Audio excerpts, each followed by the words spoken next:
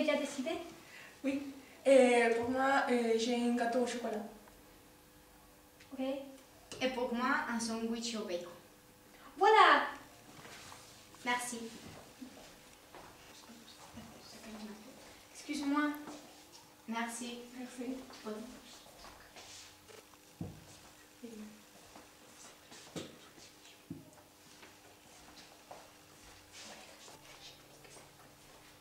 Les gâteaux au chocolat? C'est pour moi. Merci.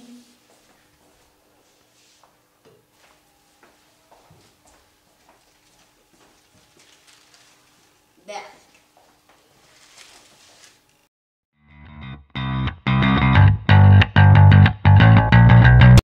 Bien que le goût est perçu par les papilles de la langue, elles ne sont pas les seuls responsables de la saveur des aliments.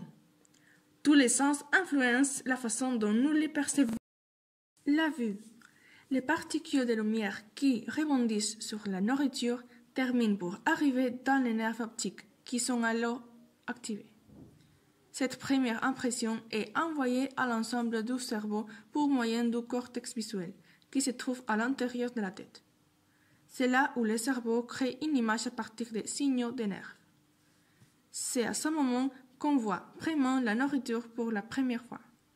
Ces informations sont transmises à l'unité de contrôle de la salivation et c'est là que l'eau vient à la bouche. L'odorat. C'est le son le plus important quand il s'agit de goûter un aliment, et nous lui devons 90% de la saveur. Il confirme ce que la vue aperçue et donne des nuances discriminatoires.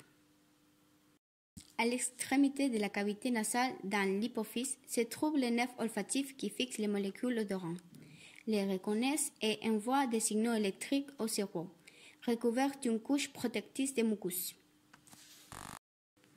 Tout ce que nous sentons doit être préalablement dilué dans les mucus, sinon il n'atteindrait pas les nerfs. Les nerfs sont spécialisés, chaque odeur a un récepteur spécifique. Parfois atteignent des années dans les nez jusqu'à ce que le moment intervienne. Pour être en mesure de sentir un peu la nourriture, certaines molécules doivent se retrouver dans l'air pour être emmenées aux narines lors de la respiration. Le nez est un expert catalyseur chimique. Lorsque nous apportons les premiers morceaux de nourriture dans la bouche, les molécules libérées s'écoulent vers le nez. Le chemin parcouru par ces signaux chimiques commence, et son premier arrêt est le bulbe olfactif qui perçoit l'odeur, mais ne l'identifie pas. Ensuite, il passe par le système limbique où les émotions sont déclenchées. Et finalement, ils atteignent le cortex cérébral et l'hypothalamus, où ils sont comparés aux informations stockées dans la mémoire et interprétées, identifiant ainsi ce que nous sentons.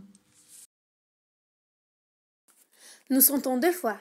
La première par le nez et la deuxième lorsque nous prenons une bouchée et commençons à la mastiquer.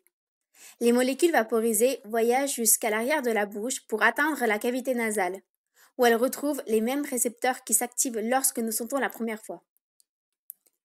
Le goût des aliments est le produit de la différenciation en bouche à travers les cellules spécialisées appelées récepteurs. Situées dans les papilles gustatives, il existe 5 types de molécules différentes: sucrées, salées, acides, amères et umami. Perçu le stimuli par le récepteur, il passe comme une impulsion nerveuse vers le cerveau, qui interprète les signaux en fonction des saveurs de base. Les papilles gustatives sont réparties sur la langue, le palais, les joues, les amygdales, la luette et le haut de la gorge.